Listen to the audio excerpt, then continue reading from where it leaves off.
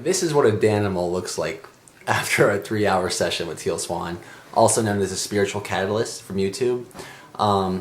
What you're about to see is the first hour interview I did with her. What happened afterwards was a 2-hour therapy session with my wife and friend JP and my brother. Mind-blowing, heart-connected. Thank you, Teal, for offering this perspective to what the world is starving for, which you would call the emotion during this emotional dark age. Her perspectives can plant seeds of immense growth, and especially the spiritual and emotional realm. And I have so much respect for her and her message. And I actually had the privilege of meeting her at her synchronization workshop in Los Angeles, where we had quite a fun, comfortable time on stage together, actually, where we didn't necessarily agree on everything, but we still stayed connected to each other. And I hope, if anything, anyone watching this or listening to this on the podcast will be inspired to surround themselves with not only people you agree with and get along with, but maybe people that offer you a challenging perspective, and to realize that one of our greatest gifts we can have in this human experience is our challenges. So I hope to see Teal, and I hope to actually see her one day on one of our retreats. This is your official invitation, Teal. Would love to co-host a workshop with you in the future. My brothers and I, we go around the world hosting retreats on authentic communication and raw honesty. We co-create this process where people experiment with the freedom of featuring their flaws and facing their fears, and basically talking about all the things they don't want to talk about, to actually find out is what connects us the most. And I just resonate so deeply with a lot of Teal's perspectives. And if you're more interested in finding out what we do, definitely check us out on YouTube or our website, robross.com. And our next retreats are actually the Virgin Islands in January, New Zealand in February, and Australia in April. So we're going international this year, and I just definitely want to thank my wife for basically discovering Teal and getting me to go to a workshop with an open mind and an open heart. And I hope and pray the same for you while listening to this interview, because Teal's changing the world, and definitely an inspiration and a motivation for our transformation. And hope to see you soon, Teal, and enjoy the interview. And if you're interested in the 2-hour therapy session afterwards, let us know. Maybe we can post that at a later time. Cool. Have fun, and comment below whether you like it or you don't. I would love to hear your perspective on her perspective. Peace in. Okay, yeah, you should just dive in. I didn't get a chance to look at that yet. Oh, even better. Okay. I like that. Let me. I took some I'm notes. so unprepared. Perfect. That's the best. The best plans are unplanned, in my opinion. So, firstly, what did you think about age? Like, I don't know exactly how old you are, and is that something you typically share? And I'm just curious about what your perspective on why is age like a taboo thing around women in general. I'm 30, and I have no issue sharing my age because I don't understand why women have a serious issue. I mean, I understand it logically, but emotionally, never made much sense to me. I think we just are raised in a culture where youth is king. So with men, when you look at our society with men, what really makes you wantable or desirable, I guess, by the opposite sex is money and power. With women, it's youth and beauty. So it's kind of like, I mean, I've just even seen it. The older that I've gotten, I've definitely hit this mark now where men have got their sights set on girls in their 20s, and I'm starting to notice it more now. I can definitely say that. It's not prompting me to really lie about my age, but... Yeah, no, I appreciate your answer and the insight on that. I figured you being what I would categorize as like a beautiful feminine public figure, I was kind of curious what your perspective on that was, so it's good to hear. And it's kind of surprising to find out we're similar aged. I'm 29, so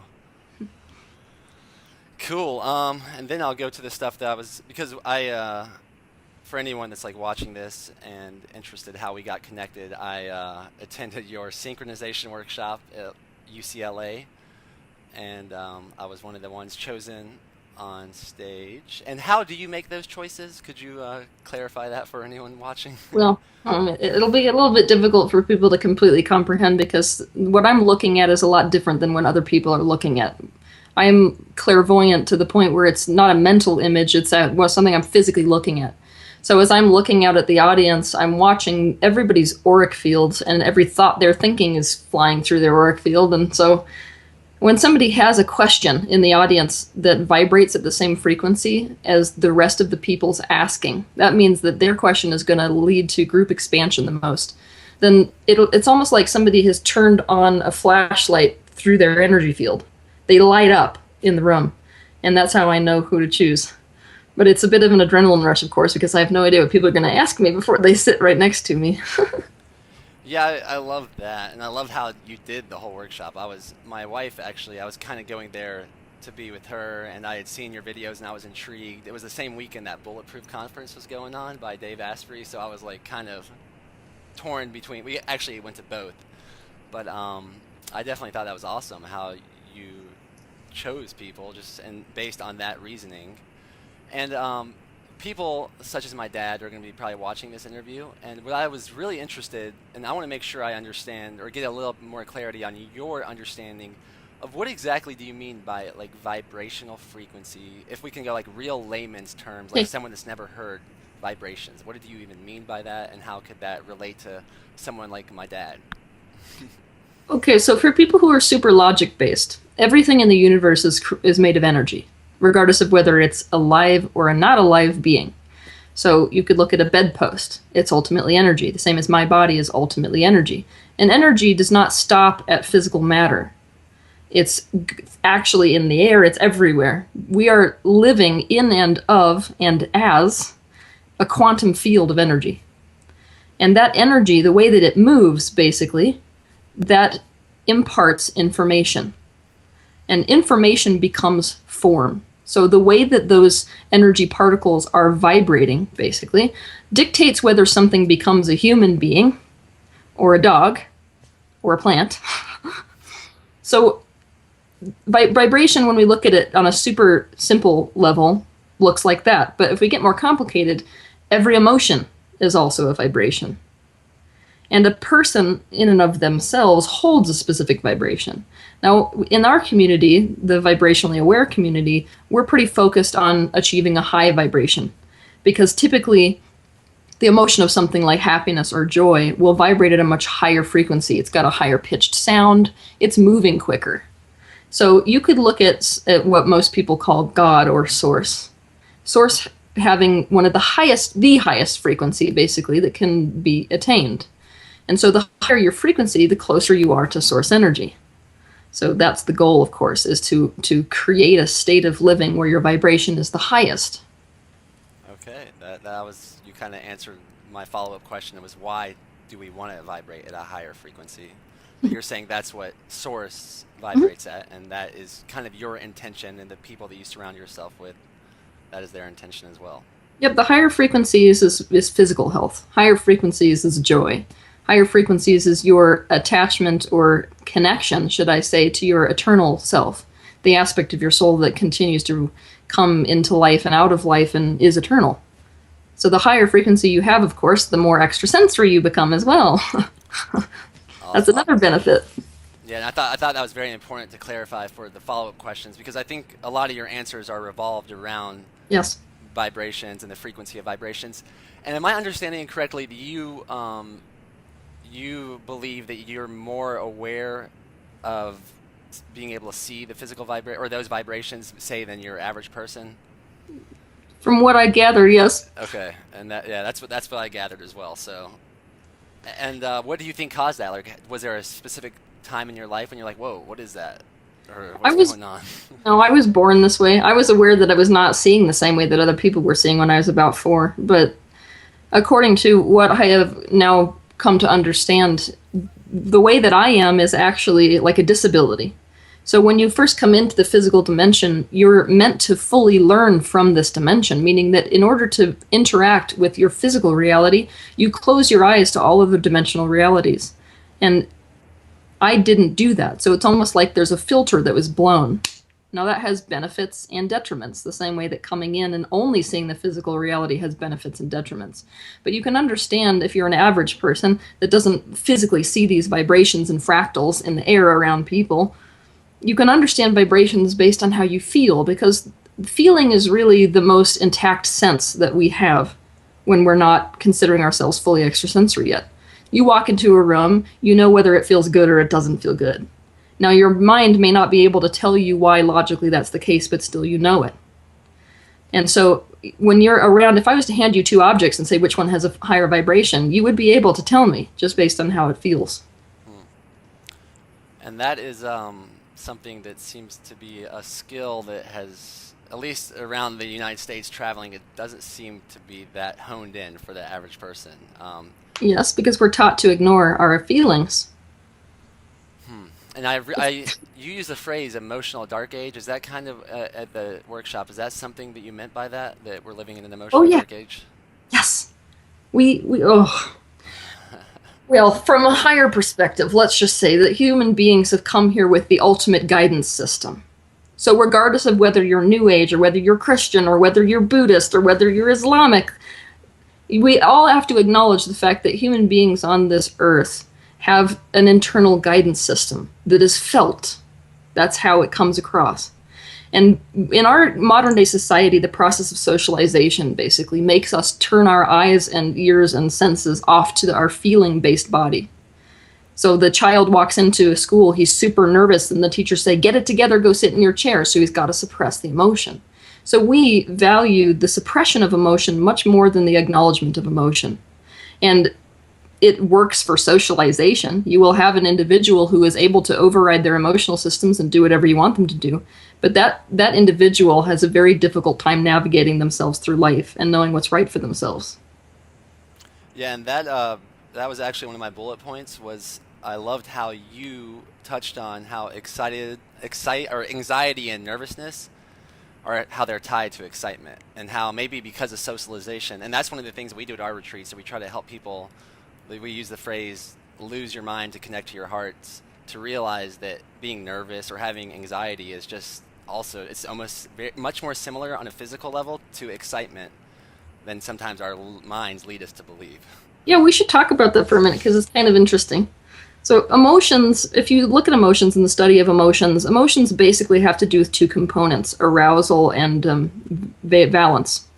So arousal is all about the intensity of the emotion. And valence is all about whether it's pleasant or unpleasant. And that's really open to interpretation, as you can see. Mm-hmm. So what we're finding with emotion, and specifically with this concept of eustress versus distress, is that what the variable is the person's sense of control of their own reality surrounding whatever they're experiencing. So whether we think we're going towards something, okay, so let's start over. Okay, I want to make this really understandable. Yeah, I do. I want you to as well. I think this is extremely important for everyone listening. Okay. So when we look at the concept of anxiety, what we're looking at is something that we don't want to have happen. Whereas when we're looking at something like excitement, we're looking at something that we do want to have happen, right? Typically, yes. But what determines whether we want to experience or don't want to experience it? Interpretation.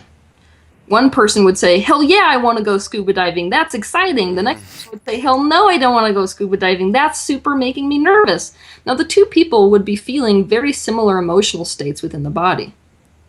But their interpretation of what's going on and what's going to happen is different, which is what makes it anxiety versus excitement. So this is a major window for those of us that are working with fear, is that if you change the interpretation of what's going on, then you change the context of the emotions. And when it comes to emotions, context is absolutely everything. That's why panic attacks kill people. It's because when you have no context for it. Like if you were to get in a high-speed car crash, oh, it's obvious why I'm feeling this way, and I'm not feeling crazy that I'm feeling this way because it's understandable given the fact that I just got rear-ended. But if you're having that out of context, meaning you're sitting in a restaurant, there's nothing really physically going on, but you're still having that anxiety, that's when you start to spiral because the meaning changes. Now I must be crazy. That's how emotions get worse or better. So there's a lot of leeway when we're looking at our interpretation of the states that we're feeling, or our interpretation of whatever we're going towards, that changes the consistency and flavor of our emotions. And for me, I think through all of the practices that we've done, I've actually really enjoyed what most people, I imagine, would call anxiety or being uncomfortable. We've actually coined this phrase. It's actually fun comfortable. And that's what I was doing that day. I was trying to explain on stage that like I wasn't even sure exactly what I was doing up there, but I know I was excited. Like I knew my heart was beating. I knew I was like not thinking completely clearly. I was in that kind of that almost semi-blackout phase, and I find a lot of that feels really good to me. I almost sometimes wonder if I'm like an uncomfortable or a fun comfortable addict. See, some people interpret that as very uncomfortable. So you are very good at interpreting emotions in a positive light instead of a negative light, which is probably why you're doing successful work at teaching people how to switch the meaning of the experiences they're having. And do you have any advice? Like if you come with someone and they're very panicky or that's so awkward. Like when I hear someone say awkward, I'm like, okay, you're feeling awkward, and like it's not that the room is necessarily awkward. That's what they're feeling. It's like a projection. So people there are just prone to what they would call anxiety, or they can't handle panic attacks. Do you have any advice for the person that's dealing with that? Well, I have tons. But I take a very different approach than most people do. The majority of people try to educate them in the direction of positivity. I take them in the entire other direction and go digging around in their shadows, basically, for what it is that really caused the root of that anxiety, so that they can learn how to soothe themselves. We go all the way back to the root of the anxiety to do that. And that's a lot of times what you were, what a lot of people in the psychology field allude to. Would you call that inner child work? Yeah, it ultimately ends up in inner child work every time, yes. And that brings me to a point that you spoke about validating the inner child at that workshop, and I would love for you to kind of speak on that, what you mean by validating the inner child. All right. We have a major issue because the emotional dark age is upon us. We don't understand emotions. We don't understand that in order for people to get past emotions, they must have their emotions validated. And our inner child is no different. So the reason that the inner child still exists, ultimately, is that its emotions, whatever it was going through, were suppressed. And so that aspect of our consciousness that felt that emotion did not continue with us into adulthood.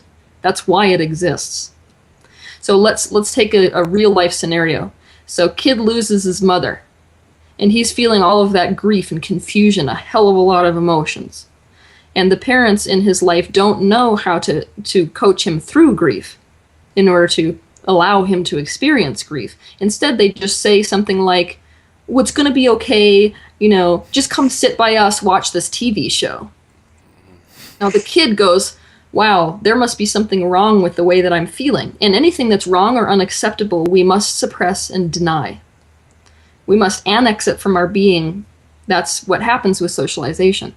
So that kid will suppress that aspect of themselves. It's almost like splitting off from their own sense of self. And that aspect that's grieving does not come forward with the rest of the individual into adulthood.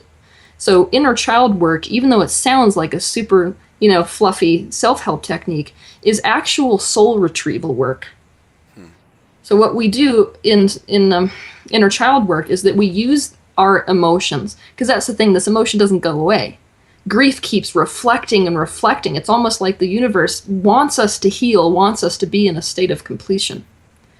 So you will continue through your life, if you have suppressed grief, to run into situations that cause you to feel more grief. It's like calling you back to the portion of yourself that is missing. So that's every new circumstance is an opportunity to allow yourself to go fully through that emotion and to come out the other side of it.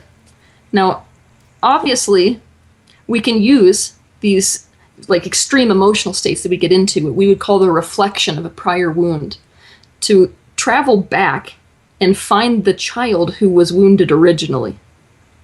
And so if you look at this in the universe, it's almost like all timelines are branching off of that root. So if at 8 I lost my mother and I felt that kind of grief, that caused my life path potentials to go in the direction of grief. But if I go back and I actually give that child validation that how they feel is okay, that means we're sitting with the child and saying, it's okay to feel this way. I'm sorry that you feel this way, but anyone would feel this way in your circumstance. In fact, I'm going to be here and hold you with this feeling because you don't need to change it. Then the child says, how I feel and who I am at this moment is correct. Now, what you find really quickly, especially if you work with children, is that if you validate an emotion, the child moves through it so quickly. It's unbelievable how quick. And then they're ready to move on to a higher vibrational state. So you're actually changing the vibration or frequency of that prior event. And when you do that, that must affect all of the branches that come off of that particular root. So let's say that because that grief happened when you were 8 years old, you started drinking. And over the course of your life, that's how you suppressed your grief. Now, if you go back to the inner child work and you actually alter that particular original grief wounding, chances are you come back, you don't want to drink. You could be an alcoholic and like not want another drink as long as you live. It's magic stuff. Yeah, no, I'm completely on board with this, and I actually we can use a real life example if you're cool with that. You were 8 years old. You were saying, it's been brought to my awareness recently about the the subject actually of circumcision. Mm-hmm. And I know you were, if you can correct me if I'm wrong, but I think you were alluding to the idea that all of our emotional trauma is we're dealing with some sort of PTSD. Yep. And so I know as an 8-year-old, maybe people could remember trauma, but I don't think I have an explicit memory, but I was cut at 8 days old for a bris, a Jewish tradition, and now it's something that I'm just wondering if I'm experiencing a sort of PTSD, and I've looked a little bit into it, and some people claim that one of the side effects of that is it is a sort of PTSD where the man will lose his full capacity to feel. Yes. His like feeling sense. Yes. Because it's like that you're welcome to the world. We're going to cut your penis, and you're in a traumatic place. Get ready to survive. And that because I heard a podcast from Daniel Vitalis. I'm not sure if you're familiar with him, but he was interviewing a Jewish doctor, I think, or an expert in the field who's done a lot of research in it. And when he described going to watching a bris, I noticed some weird feelings coming up in me. Like he was describing how everyone was kind of like, it was like kind of a weird denial party where people are drunk. Yep. And I talked to my parents about it, and actually it was the same thing. Like people were wasted. I was given alcohol. And it depends how traditional too, because in the traditional setting, what Jewish rabbis do is that they have to actually suck the blood out of the penis. So there can be a lot of sexual trauma as well going on with that particular experience for young boys. Yeah, I'm happy you brought that up. I don't know if that happened to me or not. I don't think so, but maybe. It sounds like it's a very dissociative event for a lot of the people doing the procedure. Yeah, completely. But we are, captains at dissociation. So I guess that brings me to PTSD, circumcision, inner infant work. Like, how do you go about like an inner infant implicit memory or implicit trauma? Well, infants experience the world through felt perception more so than visual perception or cognitive understanding. So oftentimes with an infant memory, what will happen is that you may or you may not get the images associated with it, or they may be very blurry because that's actually how the infant sees. But you will more feel sensations. So you can feel the sensation of being rocked, or you can feel the sensation of like children. Let's say you've got a tiny baby and you've got the Moro reflex, which is how they survive. The Moro reflex prevented us, they think, from falling out of trees. So if you put a tiny baby on its back instead of up like this where it's holding on, it instantly shoots its arms and legs out sideways. So that kind of a sensation comes in response to the feeling of being completely exposed. So you may just get that intense body sensation. And when I say intense, some of these inner child work sessions where you actually integrate the feeling that the infant had are so intense that it feels like somebody has injected you with some sort of a drug. So you will get those intense body flushes. You may feel like you have absolutely no control over your body. A lot of times when I'm working with people, they'll feel like they can't turn over. Because, of course, the infant lacks the capability to do that when it's very young. So we're working with body sensation, but we have to look at memory in a much more rounded way, because we're so visually centered that we don't understand that auditory is memory, smells is memory, the sensations we have in our body is memory. So if you're getting some of the picture back and not all of it, you're still having memory, and it's still a valid experience. And so how would you recommend, like if I wanted to explore this for myself, and maybe try to do healing around that, would you recommend a specific technique or? I would recommend, well, you can do it one of two ways. I usually like to work with emotions as they come up in real time. So if you're having, so for a man, let's say that he's having like some sort of a sexual issue. At that moment, he could have a conversation with his partner and say, I really need right now to go into this. And so at that moment that he's feeling the intensity of that emotion of like failure or of whatever it is relative to sexuality, he could sit down and go into the emotion and completely let it play out in his body, almost like he's just observing how it's going. Then he can ask, when was the first time I experienced this feeling? Now you have to surrender. You can't go like logically look for it. You have to surrender to the experience. And what will happen is your being kind of pulls you back to that experience. So suddenly it'll feel like that emotion intensifies, or you might even be in a full-blown memory where you're like, oh my gosh, I can see my dad. He's standing right over me, stuff like that. Okay, cool. Maybe that'll plant a seed that something I can work on in the future. So appreciate you sharing that. You can trigger yourself intentionally if you want to, though. So, like, for example, when you were watching that particular thing on circumcision, you could feel all those emotions coming up. That's the perfect time to go into it. Yeah. I've heard that there's like YouTube videos. Yeah, I know people that are against it. It was like, well, just watch a video and you'll be super against it. I haven't watched the video. Yeah, well, good luck. I am very publicly against it. So. Yeah, and I'm cut, and I am against it as well. After just doing like a brief amount of research, and it was just like one of those I would describe as like a peephole to the Matrix. It's like, wait a minute, why are we doing this? Like when you really think about it, and just take a little deeper look rather than just. But apparently, Blue Cross Blue Shield used to cover female. I guess they call it female genitalia or genital mutilation. Mm-hmm. Up to the 77, and it was covered in the United States. Now it's outlawed. So I think there's some pioneers in the movement right now being like, hey, that's still going on with men. Like, open your eyes, open your heart. Yep. Which brings me to a subject. I read your blog about Ebola. Mm-hmm. And my brother just got back from Kenya, actually, and so Africa has been a little bit more on the radar than usual. And from what I'm understanding, female genital mutilation goes on. There are certain tribes, so the daughter is fit to marry, and the father can sell her daughter for cattle. Mm-hmm.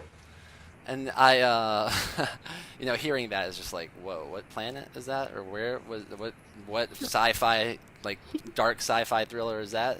Not even a thriller, just like a horror movie. But apparently it's actually going on. Oh yeah. And I think you kind of tied that level of consciousness. You can correct me if I'm wrong once again, but into maybe why Africa experiences some of the things it does, such as Ebola. Yeah. Was that kind of what you were saying? Yes. Do you want to kind of elaborate on that a little bit? Well, looking at this is going to be difficult for people to grasp, but when your consciousness is not completely restricted to this dimension, you're actually capable to go to multidimensional realities. So if we're going to look at this through a religious context instead of through a non-religious context, a lot of your prophets or whatever had the capacity to look at multiple timelines for the universe. That's how they're able to see what's going to happen in the future. In order to do that, all you're doing is raising your consciousness to a higher dimensional plane where all timelines coexist. So it's no more difficult to see what's going to happen tomorrow than it is for me to look at the floor right there, even though to an ant, the floor might be a different dimensional reality than the bed that I'm sitting on. So I'm actually able to get my frequency out, and what you find when you take an overview of the vibrational content of our world is that there are these pockets of like super dark energy. And the only reason that it comes across as dark is that the frequency is vibrating so low that when the particles bounce off of it, they get absorbed instead of reflected. That's why it would appear light versus dark. But that super low frequency corresponds to a really low level of consciousness in that particular area. So it's what we talked about before. It's that the people who are living in these kinds of countries, they are experiencing extreme levels of poverty, you know? And in order to experience extreme levels of poverty, you have to be out of alignment with your own eternal self, because if you're in alignment with your eternal self, then you're completely aware that energy is eternal and unlimited. There's no limit to consciousness. There's no limit to energy in the universe. And so abundance is like natural to your experience, you know? That's why at the highest levels of consciousness, you can manifest things all you want to. But in the lower density places, you've got serious levels of powerlessness, right? And these people, what they're having to do essentially is to survive in every way that they possibly can. I mean, most of them are eating bushmeat. That's their typical food, which is, of course, the physical explanation for why they have Ebola. But if you want to look at it on a vibrational level, in order to keep suffering, so let's take a look at the average person who's impoverished. They really don't have the luxury of thinking about how they're feeling today. They have to go out and work. They have to do whatever it takes to make everybody live. And to do that, they have to split off from the way that they're feeling. So it's almost like they're checking out of their experience instead of being really with themselves and doing what's really right for themselves emotionally and mentally and physically, right? They have to basically check out from the way they're feeling, check out from their experience, and just make it happen. Doesn't matter whether it's digging through the trash can or whatever. But we got to understand about viruses that they check in when we check out. So we're vacating the building in order to survive, and they're saying, ooh, yay, this is an untended cell. Let's get in there. Yeah, that's I thought that blog you wrote was definitely a powerful perspective that I was not just ready to ignore. I definitely was considering it, and because you hear so many, it was such a hot topic for a while. I'm not sure if it still is. I barely really watch the news, but I know it was like floating around Facebook for a while there. It'll be a hot topic until they figure out what vaccine to use, and then it'll be fine because they'll sell it to everyone. That's another whole interview, I guess. On a lighter note, I really enjoyed how you told the story of some of the Olympic athletes that you were involved with, and how they were sometimes painting a picture when they would do interviews that they almost it was almost deceptive in the sense they like worked really hard to get there, and when based on your reality, it was almost like it wasn't much work at all. They kind of just did that because that's what you were supposed to say. Yes. And I loved how you said that true success is maybe something that you don't have to work as hard as you think for it. Oh yeah, you want me to expand on that? For sure. Okay, so for those people who aren't familiar with me, after I escaped from like the abuse in my childhood, I had no other skill set except for skiing. So I actually became a professional skier. And because of that, I was surrounded by Olympic athletes, because all the winter sports athletes are all put in one location. So we're all around each other. And because I got to know so many of these Olympic athletes, and these are gold medal winners, I got a real wake-up call, basically, about what creates success, because I knew them. I was around them on a daily basis. These people had a very different attitude than the rest of us did. I mean, I was a good skier, but by no means was I going to be like the best of the best in the entire world. And it was frustrating me back then, because I couldn't understand what I really wanted yet. So I thought what I really, really wanted was to get a gold medal. That was my whole passion and purpose. But it's super frustrating to want that and then to go to the hill and you're struggling. I was like puking before every race. I hated that crap. And next to me, here's this person that's like, I love it. I'm so excited. The course looks awesome. And I'm like, I'm so frustrated. Why can't I have that attitude? Now, these people who really love it, I mean, they love every minute of it. We can't call what they're doing effort. Like, it's not hard for them. Even though they may be exerting a lot of energy, it's not the same kind of resistance that we feel when we're doing something that is not feeling good to us. So we, of course, love to make all these programs about them during the Olympics that make it look like, oh, they've overcome so much and tried so hard, struggled so much to get to where they are. But if you hang around them on a daily basis, they want to do that 18th lap. They want to go down the hill as fast as they can. And so, like, it was a surprise, because back then I wasn't really admitting to what I really liked about sports. I mean, granted, I really love skiing. I love skiing. I hate racing. I could never admit that to myself. What I loved is the feeling of putting on a uniform. I loved that feeling of being respected, by the rest of the group, because everyone looked down on me growing up. I was the most ostracized person growing up, and so I belonged somewhere. Not only did I belong somewhere, people wanted my autograph. That was what I really liked, and so I just had to jump through the hoop of races to get there. Make sense? Yeah, yeah. So I think a lot of us, we struggle and struggle at things that we don't think we can achieve because we're not being truly honest with ourselves about what we really like. And now, like when I'm in this position, looking back at that, I'm like, thank God I don't have to compete anymore. You know? But yeah. Yeah, I definitely like to check in with myself to make sure whatever I'm doing, it's coming from a place of passion rather than obligation. Mm-hmm. And I think it was it might have been the CEO of FedEx or something, but he had the most powerful phrase he ever had as a business owner was, "I don't know, what do you think?" And just to make sure that people were checking in with themselves and they were involved and they were coming from a place that, you know, they were making the choices. It wasn't this obligation. And sometimes I see that, like, people get trapped in the workforce and they're doing something they don't want to do, and I see it's like you're working way much harder than you would need to if you were just doing something you loved. Oh yeah. But that's the limit. We cognitively think that there's a limit to what we can get what we want through. So I was convinced there's no other way I'm gonna fulfill these things that I actually love about this through any other venue than sports. It was just what I was not doing essentially was trusting the universe, that if I went in the direction of things that felt good every day, that perfect package, that thing that I was absolutely built and made for, would fall in my lap. We have to understand that our potential, we weave it before we get here. You can't want something that's not meant to be yours. So that story that we keep telling ourselves that you can desire things that you're not meant to achieve is absolute crap. And how do you suggest people knowing what they were meant to achieve, or how do they figure that out? I suggest they stop knowing.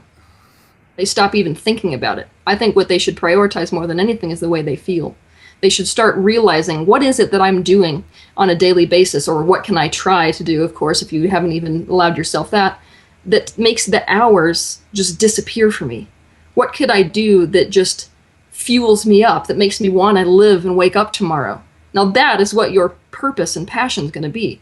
We are not living in a universe with a vindictive, all-knowing being that wants you to suffer. Like, your passion and your joy are absolutely synonymous. So if you keep doing what makes you happy, what you'll notice is that your purpose, what that looks like, and usually we mean a job, falls right into your lap, and you're like, oh my gosh, I would never have thought of this. Maybe it's a position I'm meant to invent. You know? Yeah, lost in the moment. Sometimes I describe when I just lost track of time, and when I'm losing track of time, I know I'm doing something right. That's Maybe exactly. I'm vibrating at a higher frequency. You are. That's how it should be. That is exactly how it should be. And we go about it the hard way, which is what people really need to learn to stop doing. We basically make everything about the middleman. So the middleman would be a job, right? So I'm going to my job to make money because I think money would make me happy. Now, our job may be making us miserable. So we're making ourselves miserable to get to the happiness we think that miserable job's going to get us to. So we need to cut out the middleman, which is always the how. How am I going to get to that happiness? We cut out the middleman, we do what makes us happy, and the how is actually done by the universe. So it's actually that's forwards, but we think it's backwards way of doing things. Speaking of, how's the interview going for you? I really like it. Are you losing track of time? I always lose track of time when I'm talking about this stuff. Good, just making sure. Let's see. Speaking of that, all right, this is actually a good transition. I've noticed myself a little bit, like, I usually don't have like a list of questions I'm going to ask someone, but this time I did it for whatever reason, and I noticed myself maybe getting like a little more like a bullet point and being caught up in that than being lost in the moment. And I think that's something I'm really good at, and something that frees me when I can share some maybe fun, comfortable shares, like admitting maybe I'm not as present as I want to be. And I remember you looking at that note, you said authenticity always wins, and that's something I believe. I would love for you to expand upon that, what you mean by authenticity always wins. All right, so we are a society of people that live upon pretense. It's not okay to have angry feelings, so it doesn't matter whether you feel angry, you've got to say you're okay. And so we are basically walking around as split individuals. We are not whole individuals. we've got an aspect of our outer self that does not match our inner self. And so we can have no real healing, no real progression in that state. So, for example, let's say somebody doesn't think that jealousy is okay. And so their friend wins something that they wanted to win. And they say, I'm so happy for you. I love it. It's so great. Oh my God. Yeah. Okay. So if they have that type of an attitude, then what you watch is there's a discrepancy between their outer world and their inner world. And that is acute levels of torture. Because at some level you're saying, I hate you. You're unacceptable for the way you really are to yourself. It breeds self-hatred. So what's more beneficial is if you actually like own up to the fact that that's coming up for you. You say, I'm feeling really super jealous right now. Let's focus on what I'm really feeling. Because we can't make it good or bad unless we're willing to suppress it, right? So in our life, what you'll find is that the most successful people got to a point in their life where they were like, I can't do this anymore. I can't live an external life and an internal life and have those two things be so separate. I can't rectify me. And when they get to that point is when they start making decisions according to how they really feel, and they start dealing with the real emotions. So when you deal with the real emotion of jealousy, you have the opportunity to actually move through jealousy into higher emotional states. But as long as you're denying it, you're stuck in it. Yeah, that's basically one of the main points of the retreats that we do, is this idea that what you resist persists. Yes. So let's share what's coming up, let what come up come out, and feel the connection to yourself or connection to a higher source through that. And it actually turns out to be quite comedic because I have two brothers, and a lot of times it's just like, oh, I'm jealous, not like, one of us is like, I'm feeling jealousy, or like, I'm feeling shame, like, and we like announce it like people typically talk about the weather. Yeah. And when you kind of have that playfulness around it, that seems to help a lot of the people that we work with. Good. And it's definitely helped us. And when you said when you were touching on that idea, I was like, yeah, we have a lot more. Maybe, I know on a stage, I was just up there being as authentic as I could. And I sometimes get addicted to feeling uncomfortable, as I talked about earlier. So I think I was maybe attaching more to what we would disagree upon, just because that seemed more fun, comfortable. But you're definitely saying we are on the same page on a lot of aspects. And I personally really love having friends, and I love having connections based on disagreement, rather than only trying to surround myself with people that I agree with, because I feel like maybe a lot of growth takes place when I find someone where we bump heads about an issue. And we can not, as long as there's a certain parameter set, not using violence or not walking away in the middle of the conversation, but really staying true to it and sticking with each other and having a certain set of agreements that I find a lot of, actually, we think one of the most neglected forms of love is sharing our resentments. That's a nice concept. And you've probably experienced how freeing it is to have somebody unconditionally accept the person that you are. Now, when you bare yourself to someone, say I'm jealous or I'm doing something that other people might think is unacceptable and that I'm tempted to deny or suppress on myself because I don't think it's acceptable, to have somebody receive that and to just have it be okay, that is the truth of yourself at this moment, that is our closest crack that we have at the feeling of love. Our original wounding is that there are aspects of ourselves that were seen as unacceptable and aspects of ourselves that were seen as acceptable. And was there a breaking point for you when you were like, F it, I'm going to have to just be who I am? Like, how do you describe that as what truly successful people are? And for me, it's a daily practice, but I was wondering if you had like an epiphany one day, or it's like... Yeah, I did actually. What I started to see, when I first started my career, I didn't have the blog, right? And I would sit up on stage and people would treat me like I was God, basically, because I was able to tell them stuff I shouldn't know and all of that kind of stuff. And it felt awesome to begin with. I'll just tell you, I was like, hell, this is heaven to be treated like this for once instead of have people just hate who I am and tell me I'm evil. That's great. But what I started to notice is that everyone started putting the responsibility of their lives on me. And not only that, there started to be a super intense separation between where I was and where they were. And the worshiping element basically made me really nervous, because what I noticed is it was separating people from their own sense of godliness, if you want to use that word. It's like the role of any good spiritual teacher ultimately is to bring someone to the point where they can have the connection to source energy by themselves. They don't need to go through prophets or priests or anybody to get to it. Now that's a successful teacher. What I was doing was the exact opposite. And I would hear people come up and say, well, you're probably just like completely forgiving, so tell me how you did it. And I was like, no, no, no, no. There's a lot I haven't forgiven. My gosh, I'm not talking enough about this. So when I started to realize, and that was like the epiphany moment for me, was like a, oh my gosh, strike from above type of a moment where I was like, I have to rip this to shreds. I have got to take this idea, basically, that anybody exists in a state of perfection and destroy it. But in order to do that, I have to expose all of my imperfections. And it's going to scare people, and it's going to alienate the hell out of them. And a lot of people are not going to want to follow a spiritual teacher who's not in a state of perfection, who admits that she gets angry sometimes. That's that's career suicide. But there was also a really beautiful vision on the other side, which is that, number one, I don't have to pretend. I will be followed by people who understand that everybody has their own process. And so when I say, yeah, I'm really struggling with issues right now, and this is what they are, they'd be like, oh, good, I'm going through that too. Right? And it wouldn't be torture. So it was scary. I mean, I went through, of course, because I'm in the public eye, it was like really scary. But it was pretty amazing what happened, because I was scared to death. And that, like, when I did that first blog where I started, I let people into my world a little bit about the stuff that I still struggle with, about the fact that it's like I can get triggered really easy because of the abuse that I went through. I kind of like braced myself, because I was like, the reaction's I'm going to lose so many followers today. And I did lose some. So some of them were like, I don't feel comfortable following somebody who's in that kind of a state.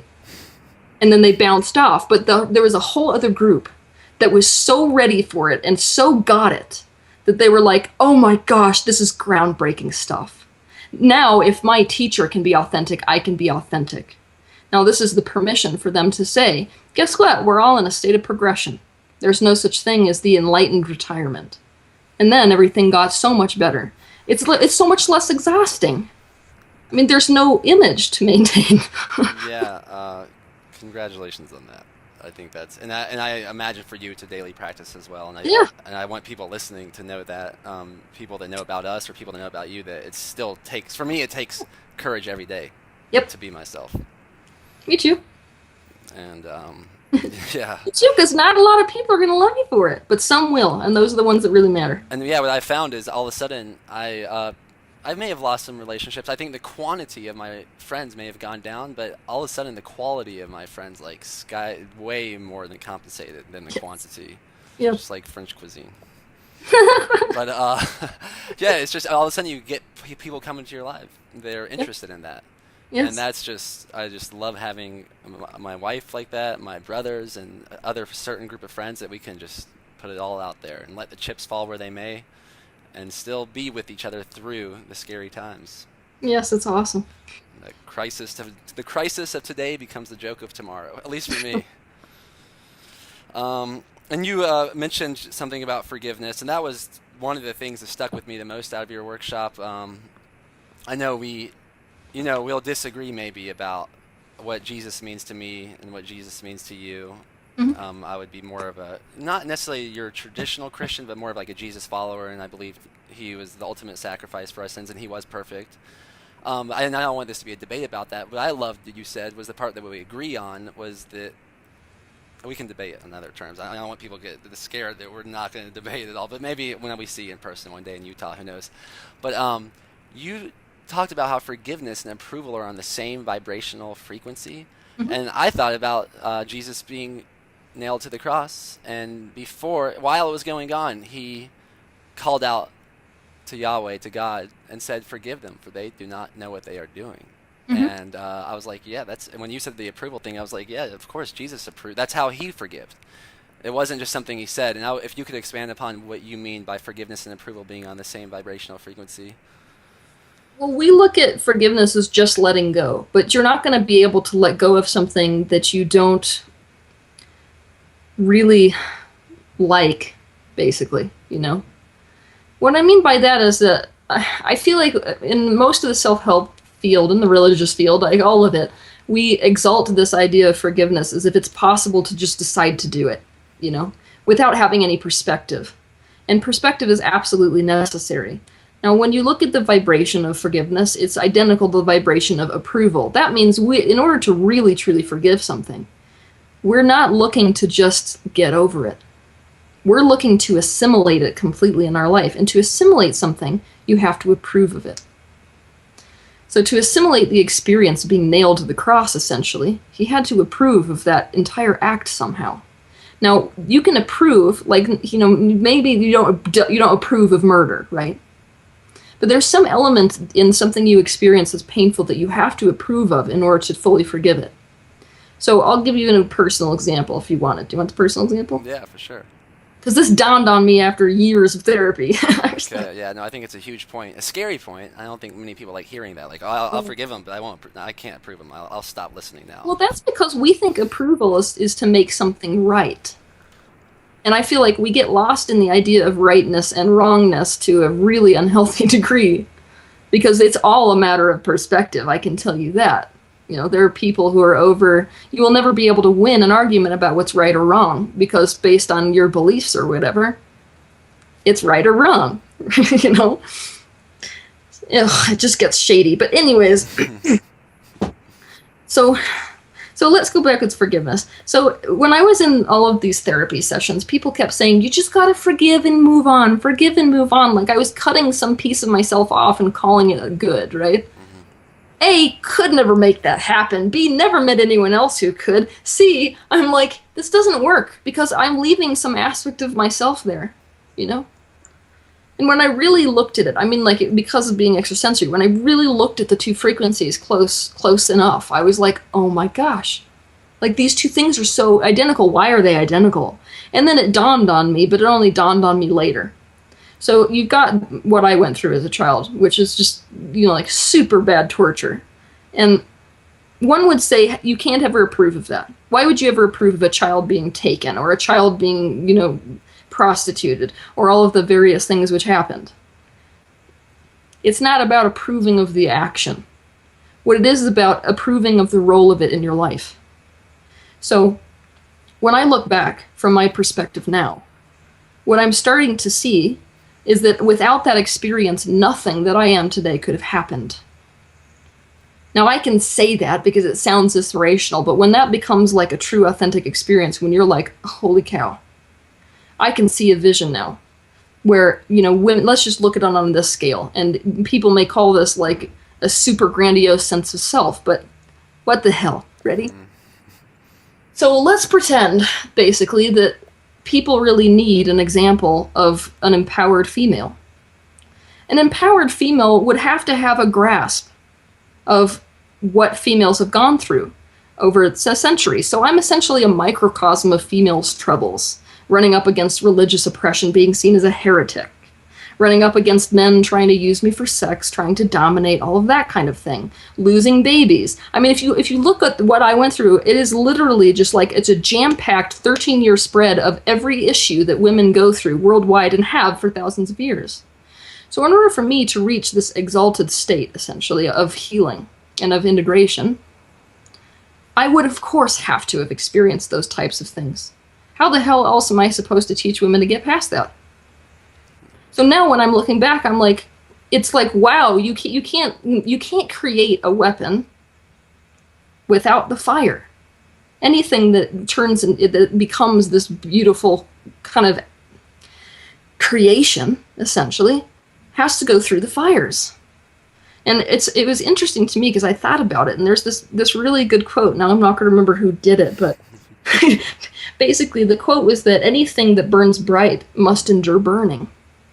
Anything that is light must endure burning.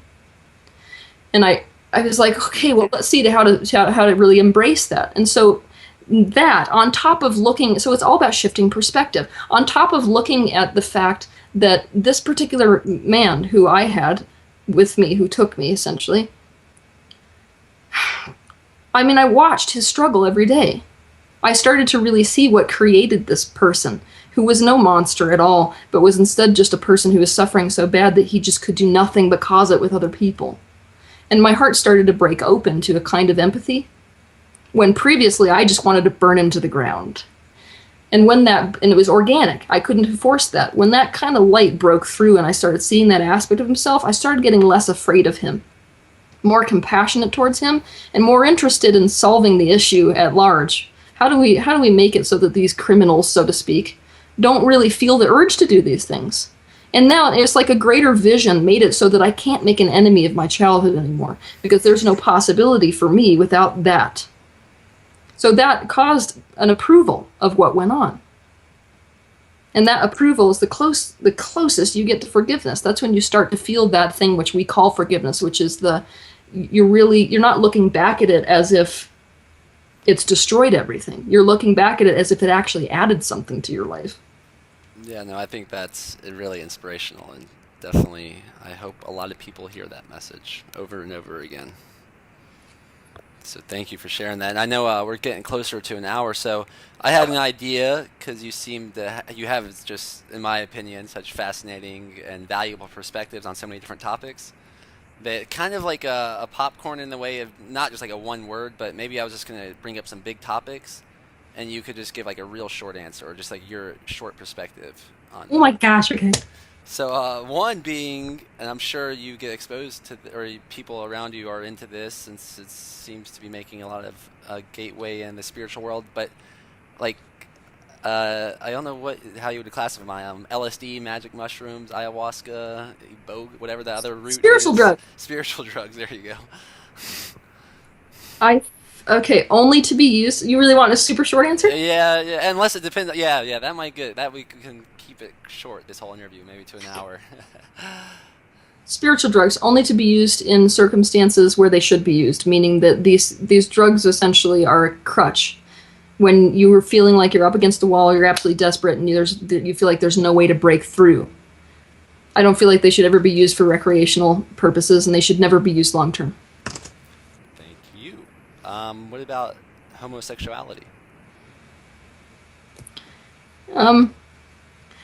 Both a soul contract, but also often the cause of serious issues between parent and child when the child is very young, toddler age. And hopefully, I know these are huge topics, and I'm asking. This is a Yeah, I'm like, how challenging can thing. you do a popcorn thing that's just...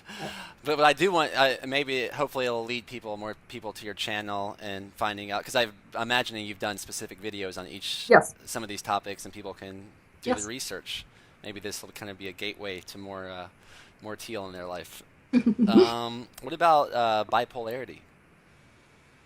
Like bipolarity meaning bipolar disorder? Yeah, having a word, bipolarity. But yeah, someone that's struggling with what they've been diagnosed with bipolar, if they believe they're bipolar, or does it I don't exist? believe it. You don't believe in it, okay. No. All right, and then what about depression? Depression is self-hatred and anger turned inwards towards the self. It's you oppressing yourself, essentially, with those types of energies. Yep, that's what I always say. Depression is suppression of emotions, basically. Yep. Real pain is pain denial, or that's when real suffering takes place. Exactly. What about sleep? What is it for? Sleep? Sleep is a reset. So and of course, the body also integrates a lot of memory during sleep. But during sleep, your consciousness retreats all the way back to source energy, back to that united consciousness. And in that state of allowing, the body can heal itself, and a lot of other things can happen. So then it comes back. And what about dreams? Dreams. You are out of body, actually, for dreams. But you're experiencing a multidimensional reality, the fifth and sixth dimensions, mostly. When you come back into your physical body, your brain then, in split seconds, interprets the entire experience. Awesome. And then what about Jesus? I know I think you said in your opinion, he was the ultimate empath. Is there anything more you would like to add to that? Jesus, ultimate empath, serious teacher and leader, obviously. He was trying to teach people that their mind was what created the reality that they lived in, hence why he demonstrated so many awesome, what they call city abilities, which are abilities that come along with your frequency increasing and becoming closer to God. Awesome, and I'll stop there because I do want to introduce you to JP and Diana and my brother. But I know you ended the workshop with something that I thought was I've actually come up with an acronym for it myself because I thought it was so important, but I think I call it RUVA, like the recognizing, understanding, validating, and Yep. acknowledging. Would you like to leave us with that?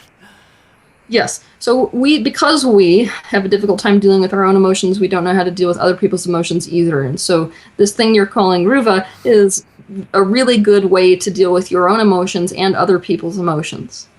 The first step one is whenever you're dealing with an issue, so I'll just explain it like you. Let's say you're dealing with an issue. Mm-hmm. Now you feel the emotions coming up. What you have to do, and what I have to do, is to first recognize the emotion.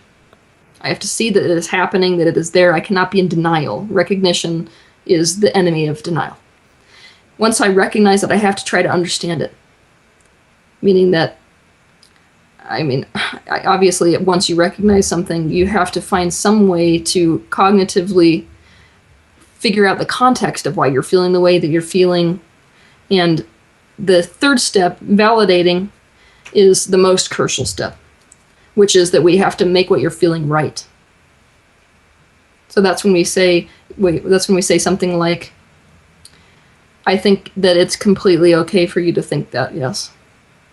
So we don't necessarily need to validate that somebody is correct in their thinking to validate an emotion. So let's say that you were saying something like, oh, God, I feel like he just thinks I'm such an idiot, and because of that I feel so unworthy. I don't say, you're right, you're unworthy, to validate. What I say is, yeah, that's validating. I completely understand why you would feel that way in that circumstance. So do you feel like that felt like when I just said that? This is a fake scenario and both of us just had the emotional reaction to that. That validation gives us permission to feel the way we feel and, more importantly, to move through the emotion. Now, the next step is to allow the emotions. That means that we have to fully give ourselves and other people permission to feel the way we feel. So when we are dealt with something like grief or jealousy, we're not instantly trying to feel better or feel different. We're trying to get better at feeling those things.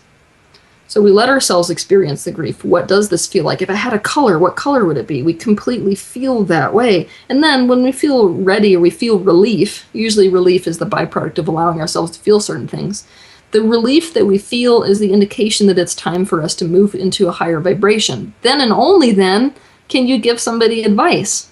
Or can we do the standard procedures for moving into a better feeling space? Yeah, and I agree when you were talking about that at the workshop, how a lot of people just want to jump to giving advice and just bypassing the rest of those steps. But I think the person feels bypassed, and it's harder for to take their advice. Yeah, they feel bypassed, and they feel like what they feel is inappropriate, so that breeds denial and suppression. Yeah, I thought that was great advice. Something I imagine I'll take with me for the rest of my life, actually. Goody. So thank you for that acronym. You're welcome. And then for people on the Rob Raws that are listening, how do they find out more about you? Well, they can find me on Facebook, and they can also find me on YouTube. My channel is the Spiritual Catalyst channel, and I put a video out every single Saturday where people ask me questions, and I will pick one of those questions and then answer it in video format, so it's pretty interesting. Who knows what I'm going to do next? I also have a website, www.tealswan.com, and that has a listing of all of my workshops and anything we're doing. So you can just go peruse around there too. Awesome. Yeah, well, it's great connecting with you again.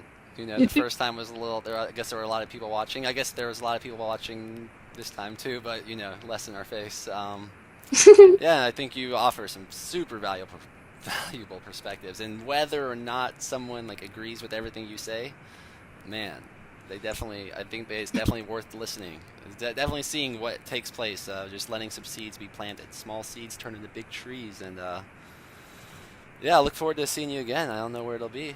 I mean, we've never actually been snow skiing, so we have a friend that does has a company in Utah, and we were thinking about maybe going to try skiing or snowboarding. Well, I will be here if you want to. Yeah, we'll stay in touch, and yeah, I don't know if I think Sardeep said you might put this on your channel. If you do, Yes. Definitely we're the Rob Raws, which is all. We have our same thing: YouTube, Facebook, website, and it's RAWBRAHS, and Teal is Rob Raws approved. Maybe we don't agree on everything, but that doesn't mean she can't be approved. And I'm really happy that my wife has found out about you, and exposed us to you. And you want to say hi to JP and her? And Yes, I do. let's see. I'm gonna get you off this headphone audio. Jumbo Pumpkin, Deanna and Jumbo Pumpkin. So wait, how did you guys meet each other? I want to know. They were standing on the side of the road looking really hungry. They had one of those cardboard signs that said, "We'll do anything for food." And I said, "I've got so many things you can do."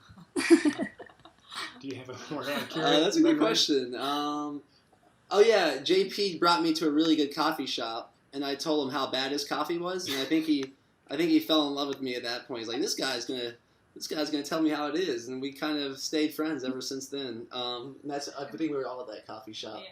Well, not Timothy. Me and you were. But yeah, and then my mom had sex with his dad, who's also my dad. A few years after they did it for me, and we've been in love since. All right. Thank you, Teal. That was amazing. If you're watching this on YouTube, just click on me so you can subscribe to her channel, youtube.com/The Spiritual Catalyst. If you want to get addicted to the truth through some very fun, comfortable, edutaining videos, click on the picture of my beautiful family and me below at youtube.com/RobRoz. If you want to join the Jolly Pumpkin and get ultra spiritual, click on my ginger friend down there at youtube.com/awakenwithjp.